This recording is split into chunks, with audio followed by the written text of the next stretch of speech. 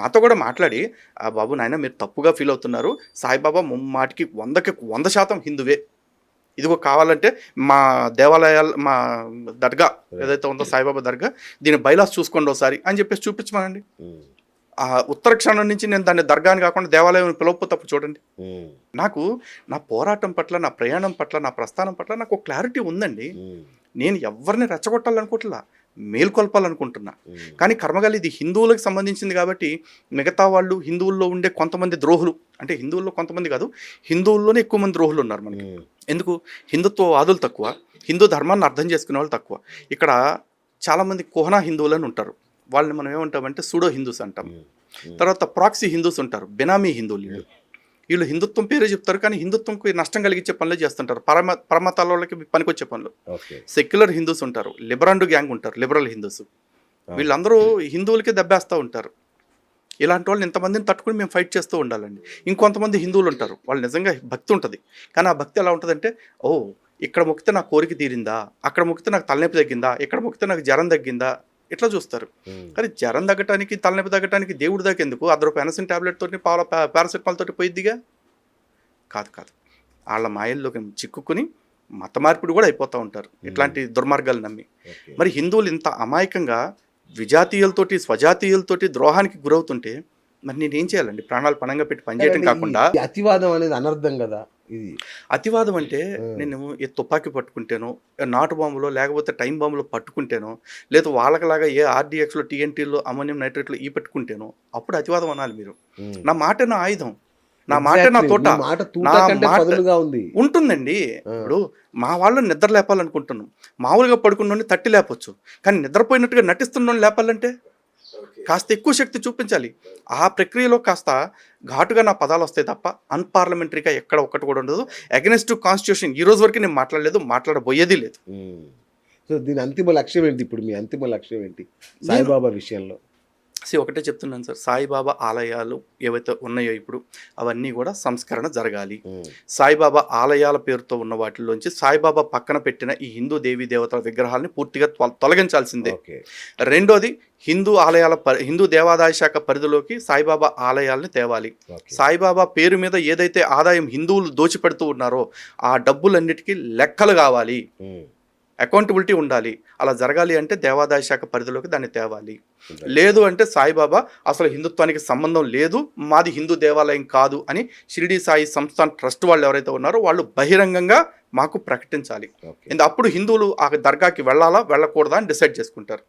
లేకపోతే ఇక్కడ ఇందాక ముస్లిం సమాజం మేలుకోవాలి. ఇప్పుడు ఇక్కడ ముస్లింలకు ఉచిత సలహా నేను ఇచ్చేది ఎందుకు ఇస్తున్నాను అంటే, ఈ పాటలో కంటిన్యూషన్ మీరు వెళ్తే కనుక ఒక మాట అన్నారు, అల్లాయే అల్లాను కొలిచెను ఇది ఒక వింతేనోయి అని చెప్పేసి. అంటే సాయిబాబానే అల్లా అని చెప్పేసి చెప్తున్నారు. ఈ విషయాన్ని ముస్లిం సమాజం ఒప్పుకుంటే చాలు. మేము కూడా ఒప్పుకుంటున్నాం సాయిబాబానే అల్లా అని చెప్పేసి. నేనైతే ఒప్పుకోట్లా సాయిబాబా ఈశ్వరుడు అంటే ఒప్పుకోట్లా, సాయిబాబా రాముడు అంటే ఒప్పుకోట్లా, సాయిబాబా కృష్ణుడు అంటే ఒప్పుకోట్లా, అసలు సాయిబాబా దేవుడు అంటే ఒప్పుకోట్లా. ఒకవేళ ముస్లింలకు పెద్ద మనసు కాబట్టి, ఎందుకంటే ఈ వీడియోలో కూడా కామెంట్లు పెడతారు వాళ్ళు వచ్చి, అరే మతాల గొడవలు ఎందుకు పెడుతున్నారా? నేను పెట్టను రా బాబు, మీరే వచ్చి మతాల గొడవలన్నింటినీ సర్దుమణిగలాగా చేసేయండి. సాయిబాబా అల్లానే, మాకు ప్రత్యక్ష అల్లా స్వరూపం సాయిబాబానే అని చెప్పేయండి. ఆ పాటకి నేను కూడా 100% జస్టిఫికేషన్ వచ్చింది అనుకుంటా. హిందువులు రేపు చేస్తున్నారు అని. ఇప్పుడు ప్రతి మనిషి రోజులో అన్నం తింటాడు కదండి, వాడు రోజులో ఒక పూట అన్న అన్నం తింటాడుగా, రెండో పూట ఆడి తిన్నా కూడా ఆ అన్నం తినేవాడికి చూడాలిగా. ఇప్పుడు ఒక న్యూస్ ఉంది, ఆ న్యూస్లో ఒక మేక పిల్లని, గర్భిణిగా ఉన్న మేకని రేప్ చేశారు కొంతమంది వ్యక్తులు. ఆ చేసిన వ్యక్తుల మతంతో సహా న్యూస్ రివీల్ అయిపోయింది, వాళ్ళు ముస్లిం సమాజానికి సంబంధించిన వాళ్ళు అని చెప్పేసి. ఇదే తర్వాత చాలా న్యూస్లు వచ్చినాయి, కోడిని అత్యాచారం చేశారని, కుక్కను అత్యాచారం చేశారని చాలా వచ్చినాయి. అన్ని చోట్ల ఒక మతమే ఉంది అక్కడ. అంటే నా దగ్గర ఉన్న న్యూస్ క్లిప్పింగ్స్లో. మరి లేదు వాడి దగ్గర ఏమైనా స్పెషల్ న్యూస్ ఉంటే కనుక ఆ న్యూస్ క్లిప్పింగ్స్ వేయమనండి. ఇప్పుడు నన్ను అడిగారు అనుకోండి, నేను ఒక క్లిప్పింగ్ చూపిస్తాను మీకు. ఇవ్వండి, ఇది న్యూస్ క్లిప్పింగ్ చూడండి. The accused Jafar Khan and Shahkar Khan will be produced in court on Friday. HD photo. 2 of the 18 men booked for allegedly raping a pregnant goat on July 25th at a village in Haryana, Nuh district were arrested on Thursday, reported the Hindustan Times. Hindustan Times లో వచ్చిన news ఇది. దీనిలో ఉన్న పేర్లు ఎవరు? జాఫర్ ఖాను, షాహూర్ ఖాను. నేను ఒక evidence చూపించాను. ఇప్పుడు ఆ తొట్టుమొహోని ఒక ఎవిడెన్స్ ఏదైనా చూపించమనండి హిందువులే అత్యాచారాలు చేసినట్టు. అంటే పైగా నా దగ్గర ఇంకో న్యూస్ ఉంది, చర్చిల్లో 3 లక్షల మంది మీద అత్యాచారాలు జరిగాయట. ఈ న్యూస్ నాది చెప్పమని చెప్పండి. ఆ కుక్క దేశాన్ని వదిలేసి విదేశాల్లో తిరుగుతున్నాడు కాబట్టి విదేశాల్లో వాళ్ళ మెప్పులు పొందడం కోసం ఒరే నాయన నేను ఎక్కడ మీ మతానికి వ్యతిరేకంగా మాట్లాడలేదు అనిపించుకోవటం కోసం హిందుత్వం మీద నిందలేస్తూ బతుకుతున్నాడు. అన్వేష్ హిందూ కాదా? వాడి మతంతో నాకు సంబంధం లేదండి. నేను ఇందాక చెప్పా కదా, pseudo Hindu, proxy Hindus, liberal Hindus ఎంతోమంది ఉన్నారని చెప్పేసి వాటిలో వాడో గ్యాంగ్ అయ్యి ఉండొచ్చు. వాడు హిందూ అవునా కాదా అని సర్టిఫై చేయడానికి ఇదే నేను క్రిస్టియన్ని కాదు, ముస్లింని కాదు, వాడు నిజమైన ముస్లిము, నిజమైన క్రైస్తవుడు అని సర్టిఫికేట్లు ఇవ్వడానికి. ఇది హిందుత్వం. ఇక్కడ నాస్తికవాదానికి కూడా చోటు ఉంది కాబట్టి నేను ఆ సర్టిఫికేట్స్ జోలికి పోను. కానీ క్లియర్గా చెప్పేది ఏంటి అంటే వాడు మాట్లాడే మాటకి ఒక సోర్స్ ఉండాలి, ఒక ఎవిడెన్స్ ఉండాలి. ఏ ఎవిడెన్స్తో 60,000 మంది 60,000 మందిని హిందువులు రేప్ చేశారని మాట వాడాడు.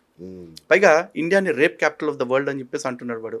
ఈవిడ తిరిగిన ఏ ప్రపంచ దేశాల్లో ఇండియా కంటే ఎక్కువ అత్యాచారాలు జరుగుతున్నాయి లేవా? పర్సంటేజెస్ చూసుకుంటే మీకు క్లారిటీ వస్తుంది. సంఖ్య చూస్తే ఎప్పుడు పెద్దగానే అనిపిస్తుందండి. 140 కోట్ల జనాభా మంది, 2 కోట్ల జనాభా ఉండే దేశాలు ఉన్నాయి. అక్కడ 100 మందికి జరిగింది, ఇక్కడ 10 మందికి జరిగింది, ఎట్లా అవుతుంది? ఈక్వల్ అయిపోతుంది. మరి ఆడు ప్రపంచ దేశాలు అన్నీ తిరుగుతా ఆ మాత్రం ఇంగితం లేదా?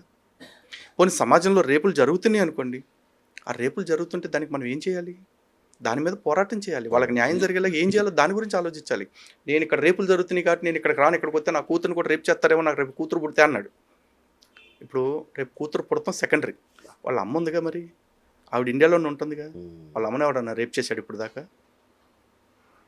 నేను వాళ్ళ అమ్మగారిని అవమానించడం నా ఉద్దేశం కాదు, కానీ వాడు అడిగిన ప్రశ్నకి తిరిగి వాడికి ఒక ప్రశ్న అడుగుతున్నా. వాడు కూతురు పుడితే రేపు చేస్తారేమన్నారు కదా, వాళ్ళ అమ్మగారు ఇక్కడే పెరిగారు, వాళ్ళ అక్కలు చెల్లెళ్ళు ఇక్కడే పెరిగారు, వాళ్ళని ఎవరన్నా రేపులు చేశారో చెప్పమనండి. ఎందుకు ఈ గాలి మాటలు? ఎవడైనా దేన్నైనా సహించవచ్చండి. చివరికి మన ధర్మాన్ని అన్నా కూడా మనం కాస్త సహించవచ్చు. కారణం ఎందుకంటే వాడు వేరే మతం కాబట్టి, లేకపోతే వాడికి మన ధర్మం పట్ల విశ్వాసం లేదు కాబట్టి అనుకోవచ్చు. కానీ ఈ తల్లి భరతమాత మనందరినీ మతాలకు అతీతంగా సమానంగా భరిస్తుందిగా. మనం ఇక్కడే పుట్టాంగా, ఇక్కడే అమ్మ పెట్టే అన్నాన్ని తింటున్నాంగా. చనిపోతే ఆ తల్లే తన గుండెల్లో కలుపుకుంటుందిగా మన్ని. అరే ఆ దేశం గురించి ఎలా మాట్లాడాలనిపిస్తుంది పాపిష్టి వాళ్ళకి. గరికపాటి వారిని అయితే చాలా దారుణంగా మాట్లాడాడు అన్వేష్. సీతాదేవిని ఇట్లా ఏంటి అంటే నాకు అర్థం కావట్లా. దీనికి బాధ్యత సమాజం తీసుకోవాలండి. ఏ సమాజం అంటే శివాజీ ఒక వ్యాఖ్య చేయగానే రెచ్చిపోయి మోకమ్మడిగా దాడికి వచ్చారు చూసారా, సామాన్లు అంటావా అని చెప్పేసి. సామాన్లు అభ్యంతరకరమైన పదమే. మరి ఇప్పుడు ఈడేదో గరికపాటి గారి విషయంలో ఒక పదం వాడాడు కదా, అది సామాన్ల కంటే గొప్ప పదమా? సామాన్ల కంటే చాలా గొప్ప పదమా? కాదు కదా. మరి దాన్ని ఎందుకు ఖండించట్లా? పైగా శివాజీని తిడుతూ ఆడవాళ్ళ గౌరవం గురించి మాట్లాడుతూ శివాజీని పట్టుకుని ఎలకొడకా అని చెప్పేసి అన్నాడు. నీకు శివాజీ మీద కోపం ఉంటే శివాజీని అనాలి. శివాజీ వాళ్ళ అమ్మగారిని ఎందుకు అన్నావు? నువ్వు ఎల్లన్నది ఎవరిని? నువ్వరా ఆడవాళ్ళ ఆత్మగౌరవం గురించి మాట్లాడేది? ఈ ఊరకొక్క చెప్తే ఇప్పుడు నీతులు మనం వినాలా? దేశాలు దాటేసి ఈతలు కొడుతున్నాడు, మనకు వచ్చి నీతులు చెప్తున్నాడు. అతను వెనక ఎవరైనా నడిపిస్తున్నారా ఏంటి? అతను సడన్ గా ఈ మార్పు ఏంటి అతనిలో?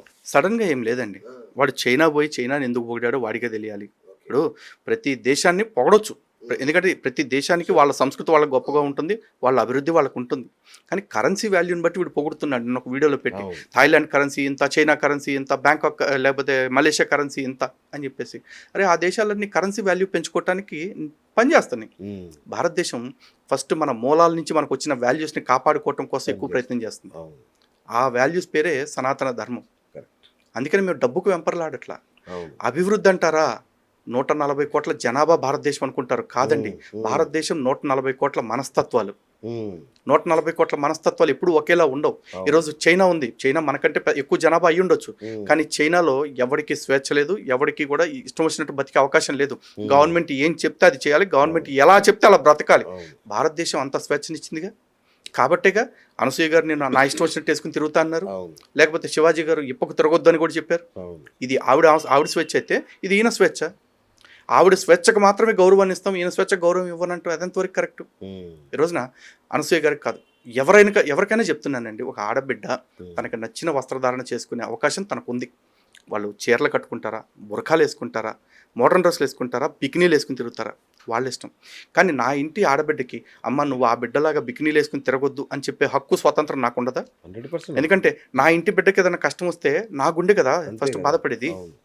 నేను చెప్తాను, ఇప్పుడు ఇప్పుకు తిరుగుతాననే వాళ్ళు నాకు ఆ స్వేచ్ఛ ఉంది అన్నప్పుడు కప్పుకు తిరగమని చెప్పే ఇదే స్వేచ్ఛ నాకు ఉండదా భారతదేశంలో?